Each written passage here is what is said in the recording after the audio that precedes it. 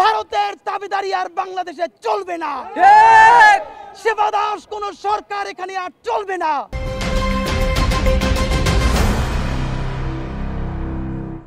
গরু খাওয়ার অপরাধে, আমি আবার বলছি, শুধু গরু খাওয়ার অপরাধে গত 10 বছরে ভারতে 15 জনের বেশি মুসলমানকে হত্যা করা হয়েছে।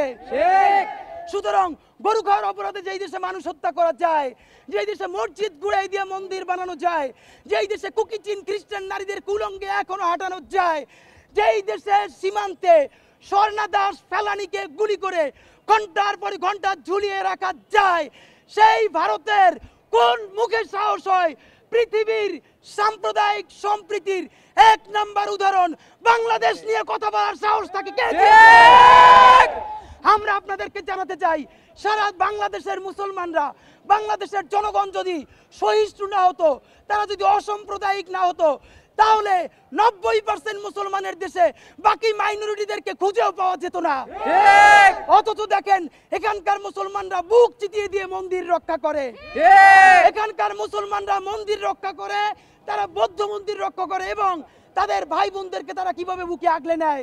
আপনারা জানেন ভারত এতদিন বুঝাতে চেয়েছে এইখানকার ইন্ডিয়া আর হিন্দু সম্প্রদায় সমান সমান, অথচ সেদিন ঢাকা বিশ্ববিদ্যালয়ের জগন্নাথ হলের দেশপ্রেমিক ভাই বোনেরা মিছিল করে জানিয়ে দিয়েছে ভারতের দাবিদারি আর বাংলাদেশে চলবে না। সেবা দাস কোন সরকার এখানে আর চলবে না। সুতরাং আমরা আজকে ইচ্ছা করে কৌশলগত কারণে, এটি অত্যন্ত গুরুত্বপূর্ণ একটি ডিপ্লোম্যাটিক জোন, তাই আমরা এখানে লোক জড়ো করি নাই। জুমার নামাজের পরে প্রোগ্রাম দিলে এত বেশি লোক হতো, আমরা ক্রাউড কন্ট্রোল করতে পারতাম না, আমরা সেটাও দেই নাই।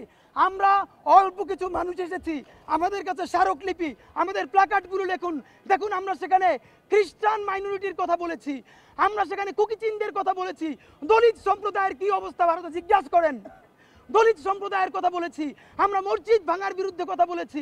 সুতরাং আমরা আমাদের প্রশাসনের ভাইদের কাছে অনুরোধ জানাই, এইটা শুধু বাংলাদেশের উপর আক্রমণ না, ছাত্র জনতার উপর আক্রমণ না, এই আক্রমণ তো পুলিশের উপরও।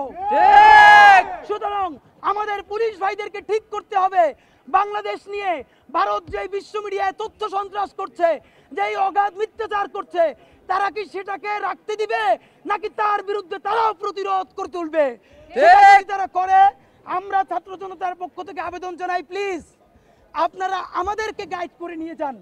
এখানে যদি কোনো উশৃঙ্খলা হয় আমরা দায় নিব।